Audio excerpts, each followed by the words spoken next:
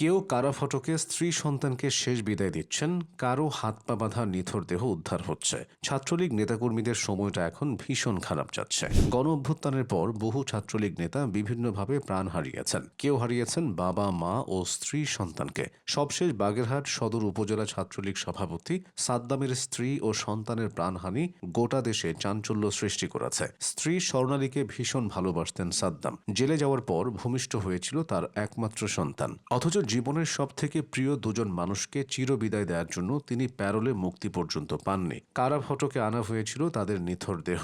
সেখানেই শেষ দেখা, শেষ বিদায়। হৃদয় বিদারক এই ঘটনায় অনেকে সমবেদনা জানানোর ভাষাটুকুও হারিয়েছেন। তবে এটাই একমাত্র ঘটনা নয়। সম্প্রতি লক্ষ্মীপুরে নিখোঁজের 6 দিন পর ফজলে রাব্বি নামে এক ছাত্রলীগ কর্মীর নিথর দেহ উদ্ধার করা হয়েছে। 24 জানুয়ারি বিকেলে সদর উপজেলার চন্দ্রপ্রবাহ বাগগ্রামের শেখের বাড়ি প্রবাসী কিরণের বাড়ির ট্যাঙ্কি থেকে তার দেহ উদ্ধার করে পুলিশ। রাব্বি পূর্ব আলাদাতপুর গ্রামের সৈয়দ মিয়া পাটোয়ারি বাড়ির বেল্লাল হোসেনের ছেলে এবং চন্দ্রগঞ্জ কফিলউদ্দিন কলেজের অনার্স দ্বিতীয় বর্ষের ছাত্র। তিনি ছাত্রলীগের কর্মী ছিলেন বলে স্থানীয় সূত্রে জানা গেছে। পুলিশ জানায় 17 জানুয়ারি রাতে চন্দ্রগঞ্জ থেকে ফজলে রাব্বি উত্তর জয়পুর ইউনিয়নের চৌপল্লী বাজার আসেন। এরপর তিনি নিখোঁজ হন। খুব বেশি দিন আগের কথা নয়। শেখ হাসিনার বিরুদ্ধে আন্তর্জাতিক অপরাধ ট্রাইব্যুনালের রায়ের প্রতিবাদে আয়োজিত এক মিছিলে অংশ নেওয়ার পর নিখোঁজ হন ছাত্রলীগ কর্মী মমিন খান শাকিল। নিখোঁজ হওয়ার পর তুরাগ নদী থেকে শাকিলের নিথর দেহ উদ্ধার করা হয়। 2025 সালের 30 নভেম্বর রাজধানীর দিয়াবাড়ি এলাকায় আয়োজিত মিছিল শেষে বাসায় ফেরার পথে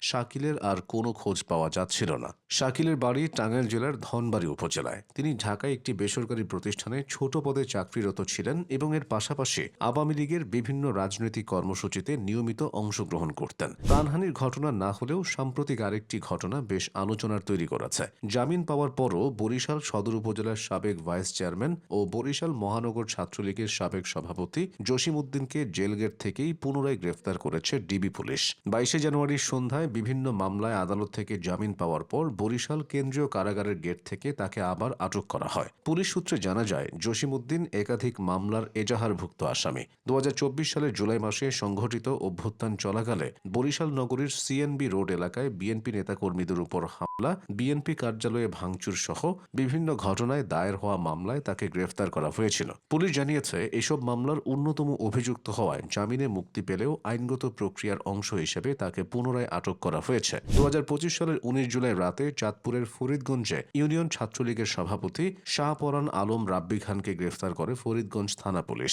নাশকতার মামলায় তাকে গ্রেফতার করা হয়। পরদিন 20 জুলাই তাকে পুলিশ আদালতে প্রেরণ করলে আদালত তাকে জেল হাজতে প্রেরণের নির্দেশ দেন। ওই সকালেই তার অন্তঃসত্ত্বা স্ত্রী নুসরাত জাহান ফারিয়ার প্রসব ব্যথা ওঠে। প্রত্যক্ষদর্শীদের মতে স্বামীর আকস্মিক গ্রেফতার দেখে তার গর্ভবতী স্ত্রী মানসিকভাবে ভেঙে পড়েন। সঙ্গে সঙ্গে তাকে হাসপাতালে ভর্তি করা হয়। পরে ঢাকা মেডিকেল কলেজ হাসপাতালে তার একটি কন্যা সন্তানের জন্ম হয়। কিন্তু সন্তান জন্ম দেওয়ার পর প্রাণ হারান রাব্বির স্ত্রী ফারিয়া। এরপর আদালত রাব্বিকে জামিন দেয়। তবে ততক্ষণে বেশ দেরি হয়ে গিয়েছিল তার জন্য। স্ত্রীকে শেষবার দেখতে পারেননি রাব্বি। রাজশাহী বিশ্ববিদ্যালয়ের সাবেক ছাত্রলীগ নেতা আব্দুল্লাহ আল মাসুদের কথা মনে আছে? বাবা হওয়ার মাত্র কদিন পর 2024 সালের সেপ্টেম্বরে তাকে পিটিয়ে শেষ করা হয়েছিল। আব্দুল্লাহ আল মাসুদ রাজশাহী বিশ্ববিদ্যালয় ছাত্রলীগের সাবেক সহ সম্পাদক এবং কেন্দ্রীয় কমিটির সাবেক সদস্য। তিনি নগরের বুধপাড়ার বাসিন্দা ছিলেন। 2014 সালের 29 এপ্রিল সকালে ক্লাসে যাওয়ার পথে রাজশাহী বিশ্ববিদ্যালয়ের জিয়া হলের সামনে হামলার শিকার হন তিনি। ওই ঘটনায় পা হারিয়ে মাসুদ একটি প্লাস্টিকের পা লাগিয়ে চলাচল করতেন।